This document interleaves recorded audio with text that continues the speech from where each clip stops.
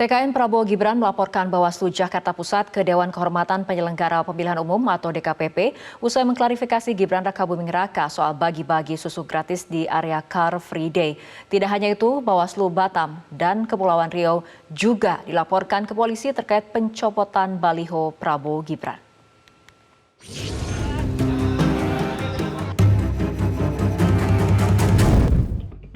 Ketua hingga anggota Bawaslu Jakarta Pusat akan dilaporkan TKN Prabowo Gibran ke Dewan Kehormatan Penyelenggara Pemilihan Umum atau DKPP. Hal ini dikarenakan TKN Prabowo Gibran menilai pemanggilan terhadap cawapres nomor urut 2 Gibran Rakabuming Raka oleh Bawaslu Jakarta Pusat terkait klarifikasi bagi-bagi susu saat Car Free Day tidak profesional. Benar ya, karena kami di satu sisi kami memenuhi kewajiban kami sebagai warga negara yang baik, Mas Gibran hadir, tapi di sisi lain kami melihat ada tindakan-tindakan yang menurut kami menjadi ranah DKPP, ketidakprofesionalan, termasuk indikasi pelanggaran azas nebis in idem tersebut. Sudah disampaikan teman-teman rekan kami tadi ke DKPP.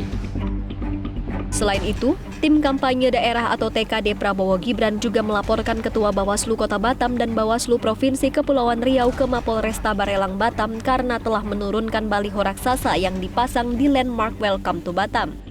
Bawaslu menilai lokasi pemasangan baliho raksasa itu melanggar aturan pemilu tentang lokasi yang masuk dalam larangan untuk dipasang alat peraga kampanye. Kita sampaikan tadi kepada Polresta Barelang, ya. Dalam hal ini kita buat pengaduan dulu ya, laporan pengaduan dengan dugaan pengerusakan yang dilakukan dan diduga dilakukan oleh Ketua Bawaslu Provinsi Kepri dan Ketua Bawaslu Kota Batam. Terkait daripada pemasangan baliho Prabowo Gibran di Welcome to Batam tersebut, kita dari tim TKD Prabowo Gibran Provinsi Kepri sudah melayangkan surat ke pemerintah Kota Batam dan kita sudah mendapatkan izin ya. Resistensi terhadap Bawaslu ini jelas bisa membahayakan pemilu.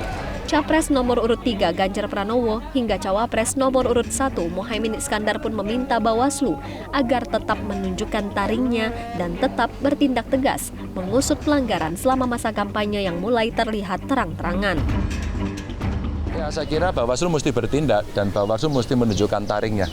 Kalau tidak, lembaga ini tidak akan dipercaya dan kemudian semua akan mengambil tindakan dan itu tidak bagus untuk sebuah proses demokrasi. Ya. Tentu pelanggaran pemilu ini sekali lagi harus kita laporkan ke Bawaslu. Kita minta aparat Polri, TNI, pejabat pemerintah betul-betul netral.